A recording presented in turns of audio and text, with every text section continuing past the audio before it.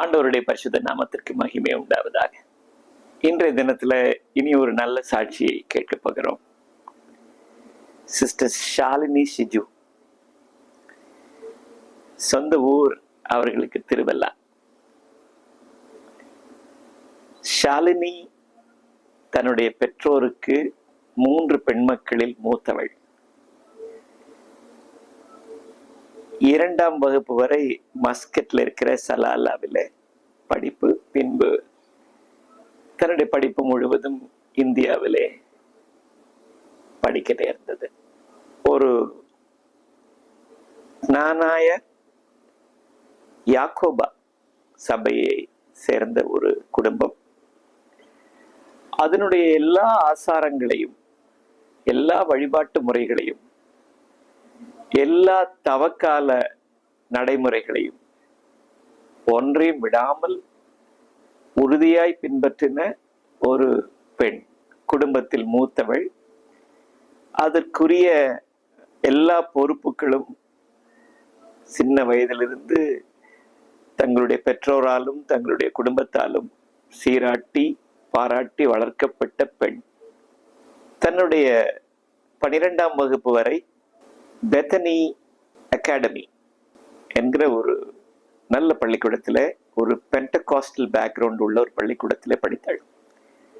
இவளோடு கூட படித்த ஒரு போதகரின் மகள் இவளுக்கு பலமுறை சரியான நடைமுறைகளை பற்றியும், எப்படி நல்ல கிறிஸ்தவளாக வாழ வேண்டும் என்பதை பற்றியும் இவளுக்கு பலமுறை சொல்லியும், தன்னுடைய குடும்ப பாரம்பரியங்களை விட்டு வருவதற்கு இவளுக்கு எந்த காரணத்தை கொண்டும் மனதில்லை. பிஎஸ்சி 2ஆம் வருடம் அமிர்தா இன்ஸ்டிடியூட்ல கெமிஸ்ட்ரி படித்துக் கொண்டிருக்கிறாள். இவளுடைய சரீரத்திலே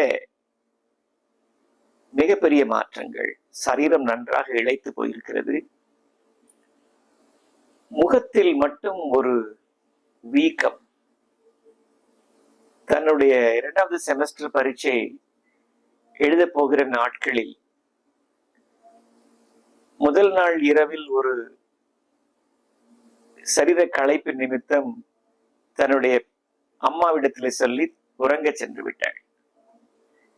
காலையிலே 4 மணிக்கு அம்மா இவளை எழுப்பின பொழுது இவள் முகம் ஒரு பலூனை போல வீங்கி இருக்க கண்டார்கள்.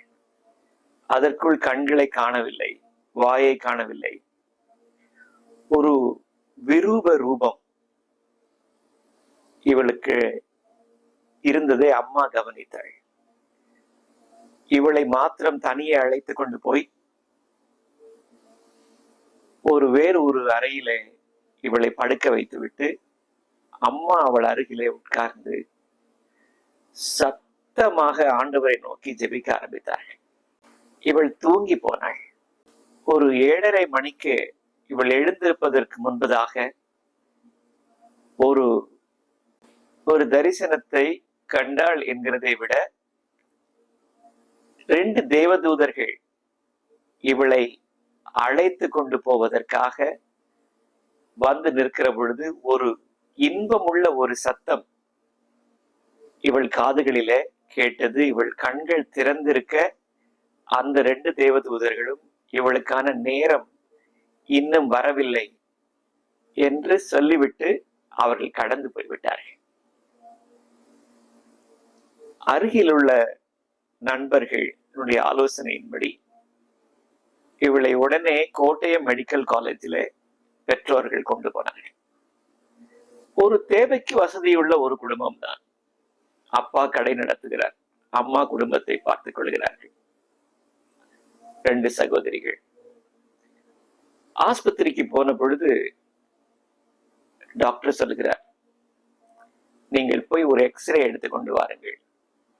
எக்ஸ்ரே எடுத்த உடனே அந்த பிலிமை பார்த்து விட்டு எக்ஸ்ரே டெக்னீஷியன் சொன்னார், உங்க பிள்ளைய அவசரமா கூட்டு கொண்டு போய் வைத்தியம் பார்க்கணும், இல்லை என்றால் மிக குறுகிய காலத்தில் அவள் மரித்து போவாள் என்று சொல்லி வேறு ஒன்றும் சொல்லாமல் அந்த பிலிமை கொடுத்து அனுப்பிவிட்டார். டாக்டர்கள் பார்த்த பொழுது டாக்டருக்கு மிக பயங்கர ஆச்சரியம், அதிர்ச்சி. ஒன்று, இவளுக்கு பிரஸ்ட் கேன்சர் இருக்கிறது, அல்லது மிக தீவிரமான டியூபர்குலோசிஸ் க்ஷயரோகம் இருக்கிறது.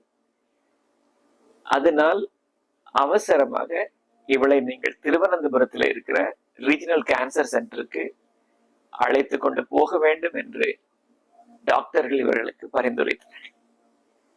வீட்டிற்கு வரவும் இவர்களோடு கூட சலாலாவிலே, மஸ்கெட்ல, ஒமான் தேசத்திலே இவர்களோடு கூட சேர்ந்து மிக நண்பர்களாயிருந்த சித்ரா என்கிற ஒரு சகோதரி இவர்களுடைய தாயாரை அழைக்கவும் சரியாக இருந்தது. அவர்கள் திருவனந்தபுரத்திலே குடியிருக்கிறார்கள். அவர்களுடைய புருஷனிடத்தில் இந்த காரியத்தை சொன்ன உடனே இவருடைய ரிப்போர்ட்ஸை வாங்கி கொண்டு போய் ஒரு டாக்டர் கங்காதரன் என்கிற ஒரு ஆன்காலஜிஸ்ட், புற்றுநோய் நிபுணர், அவரிடத்திலே காண்பித்த பொழுது, இன்று மாலைக்குள் நீங்கள் என்னை பார்க்க வேண்டும், அது இல்லை என்றால் நான் 2 வாரத்திற்கு இல்லை, ஆனால் அவளை உடனே வர சொல்லி சொல்லுங்கள் என்று சொன்ன பொழுது கிட்டத்தட்ட 1.5 மணி நேரத்தில திருவல்லாவிலிருந்து இவர்கள் திருவனந்தபுரத்துக்கு போய் சேர்ந்து விட்டார்கள். டாக்டர் பரிசோதித்து விட்டு இவர்களிடத்திலே சொன்னார், 3rd stage Hodgkin's lymphoma, lymph nodes எல்லாம் கேன்சர் பரவி இருக்கிறது, அதனால் கணையம் பாதிக்கப்பட்டிருக்கிறது, லிவர் இஸ் அஃபெக்டட். டாக்டர் பரிந்துரைத்த காரியம் 12 கீமோவும் 15 ரேடியேஷன்ஸும் செய்ய வேண்டும் என்று டாக்டர் பரிந்துரைத்தார்கள். 18 வயது இந்த பிள்ளைக்கு. உலகமெல்லாம் இருண்டு போனது. குடும்பத்தினர் இவளிடத்திலே எப்படி இதை சொல்ல வேண்டும் என்றும் அவர்களுக்கும் தெரியவில்லை. ஆனால் அந்த வீட்டிலே தங்கி இருந்த பொழுது இவருடைய எல்லா ரிப்போர்ட்ஸையும் இவருடைய அத்தைக்கு கலிபோர்னியாவில் இருக்கிறவர்களுக்கு இந்த ரிப்போர்ட்ஸை அனுப்பினதை ஒரு நாள் கம்ப்யூட்டர்ல பார்த்த பொழுது தன்னுடைய நோய் என்னவென்று இவளுக்கு முழுவதுமாக புரிந்துவிட்டது. 18 வயதிலே கீமோ தொடங்கப்பட்டது, ரேடியேஷன் தொடங்கப்பட்டது, தலையில் இருக்கிற முடி முழுவதும் கொட்டி போய்விட்டது, வாந்தி. இந்த நோய், இந்த ட்ரீட்மெண்டினுடைய தாக்கம், இதனால் ஒரு நியூரோ ப்ராப்ளமும் இவளுக்கு வந்துவிட்டது, வலிப்பு நோய், எபிலெப்சி. இந்த ரேடியேஷனும் கீமோவும் எடுத்துக்கொண்டிருந்த நாட்களில் ஒரு பெண், அவர்கள் இவளை அழைத்து கொண்டு போன அந்த சித்ரா என்கிற சகோதரி, அவர்களிடத்திலையும் இந்த பிள்ளையினிடத்திலும் ஷாலினியிடத்திலும் வந்து அந்த சித்ரா அவர்களை பார்த்து கேட்டார், வைத்தியம் உங்களுக்கு தான் செய்யப்படுகிறதா? இல்லை, இந்த இளம் பெண்ணுக்கு தான் வைத்தியம் பார்க்கப்படுகிறது என்று சொன்ன பொழுது, ஓகே, நீங்கள் திருவனந்தபுரத்தில் இருக்கிற இயேசு அழைக்கிற ஜெப கோபுரத்திற்கு செல்லுங்கள் என்று அங்கே இருக்கிற ஒரு இவாஞ்சலிஸ்டுடைய நம்பரையும் போக வேண்டிய இடத்தையும் இவர்களுக்கு சொல்லிவிட்டு, இவர்கள் கீமா முடித்துவிட்டு வந்து பார்ப்பதற்குள் அந்த பெண் அந்த இடத்திலே இல்லை. இவர்களை பற்றி, இந்த பெயருள்ள நபரை பற்றி அவர்கள் இயேசு அழைக்கிறார் ஜெப கோபுரத்திலும் இங்கே ட்ரீட்மெண்ட் எடுக்கிற இடத்திலும் கேட்டால் அப்படிப்பட்ட ஒரு நபரை தங்களுக்கு தெரியாது என்று சொல்லிவிட்டார்கள். ஒரு தேவ தூதனை இந்த பெண்ணினுடைய சுகத்திற்காக ஆண்டவர் அனுப்பியிருக்கிறார். ஜெப கோபுரத்திற்கு இவள் போய் ஆண்டவருக்குள் தன்னை திடப்படுத்தி ஒரு சமயத்தில முழு மனதோடு கூட ஆண்டவரை ஏற்றுக்கொண்டிருக்கிறாள். இயேசு அழைக்கிறார் ஜெப கோபுரத்தில் இருக்கிற ஒரு அருமையான சகோதரர். இந்த பெண் அவரிடத்திலே போய் ஞானஸ்நானம் பெற்றுக்கொள்ள வேண்டும் என்று கேட்ட பொழுது, ஒரு நல்ல பெந்தகோஸ்தே சபைக்கு இவளை வழிநடத்தி அவர்களை அழைத்து கொண்டு போய் முதலில் அந்த சபையின் உதகர் ஒரு ஞான ஸ்நானம் கொடுக்கிற பெண்ணாக இந்த பெண் காணப்பட்டாள். மன்னந்தலா என்கிற ஒரு இடத்துல இருக்கிற ஒரு சபையில ஆண்டவருக்கு முன்பதாக, எல்லாருக்கும் முன்பதாக மிகவும் பகிரங்கமாக இவள் ஞானஸ்தானம் பெற்றுக்கொண்டாள்.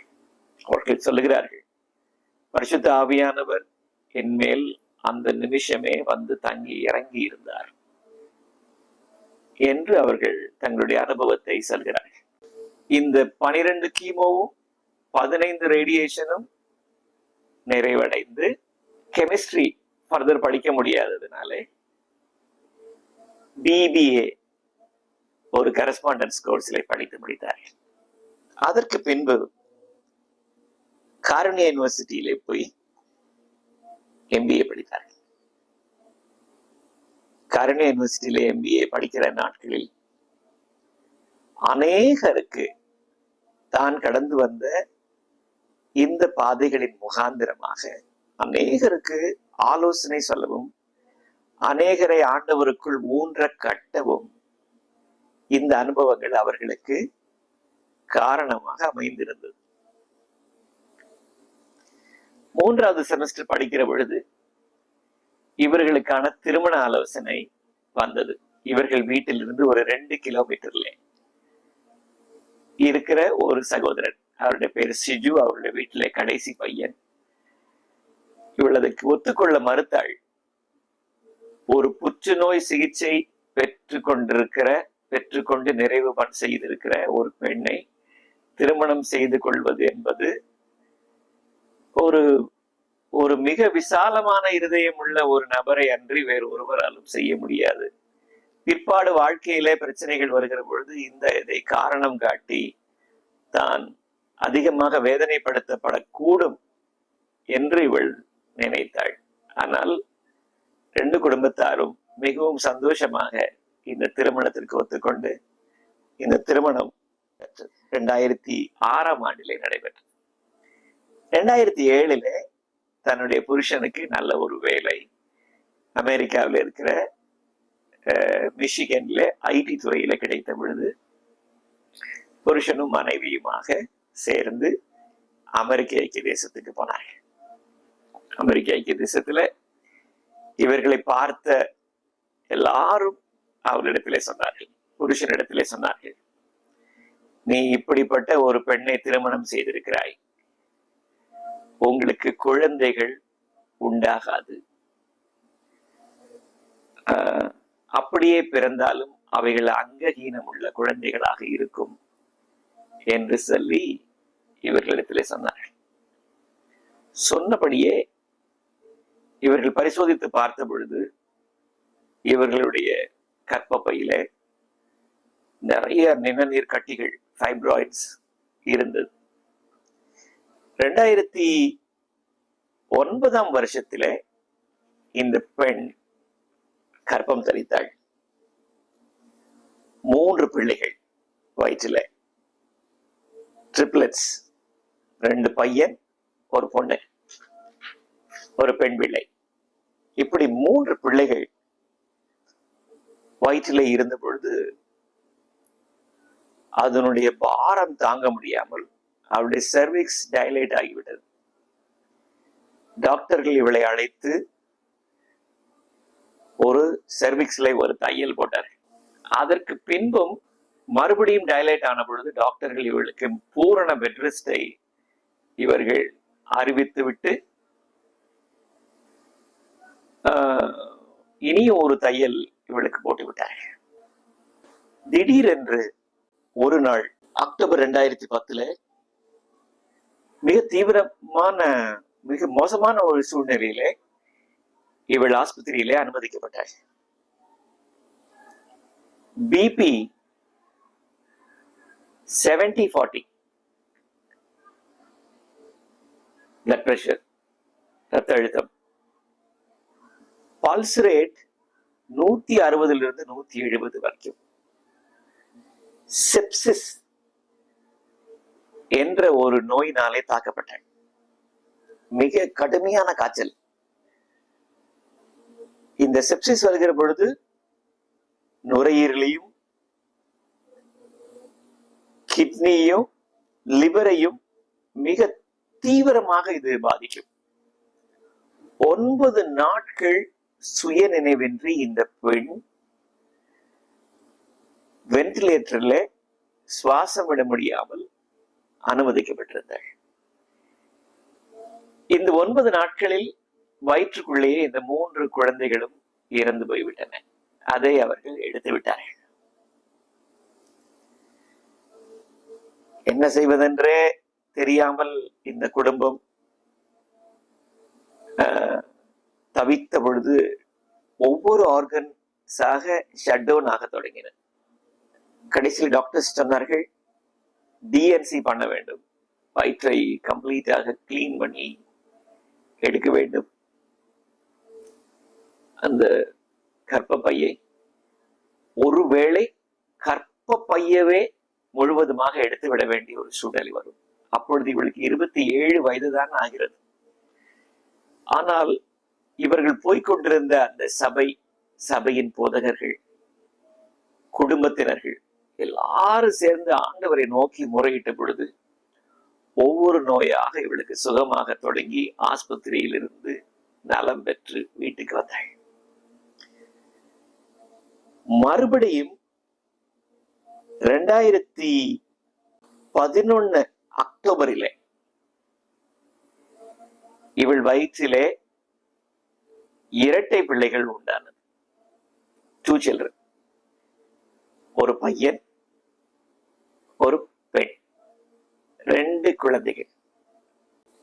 அதுவும் மிக தீவிரமான ஒரு 5.5 மாதமே அந்த குழந்தைகள் வளர்ந்திருந்தது வயிற்றுக்குள். மிகப்பெரிய காம்ப்ளிகேஷன்ஸ் இவளுக்கு வந்த பொழுது ஆஸ்பத்திரிக்கு வந்தார்கள். 2 குழந்தைகளை இவர்கள் வெளியே எடுக்க வேண்டியதாயிற்று. 24 வாரங்கள் ஆன குழந்தைகள். இன்னும் 3.5 மாசம் அந்த பிள்ளைங்க வயிற்றுக்குள்ள இருக்கணும். பையனுக்கு 910 கிராம், அந்த பெண் பிள்ளைக்கு 650 கிராம். ஜெரமி அண்ட் ஜோஹானா என்றவர்கள் பெயரிட்டார்கள். பையனுடைய மூளையிலே இரத்த கசிவு இருக்கிறது. இந்த பெண் பிள்ளையினுடைய லங்ஸ் லீக் ஆகிறது, காற்று லீக் ஆகி வெளியே போகிறது. இந்த சூழ்நிலையில இந்த 2 பிள்ளைகளையும் அவர்கள் கிட்டத்தட்ட 108 நாள் ஐசியூவிலே வைத்திருந்தார்.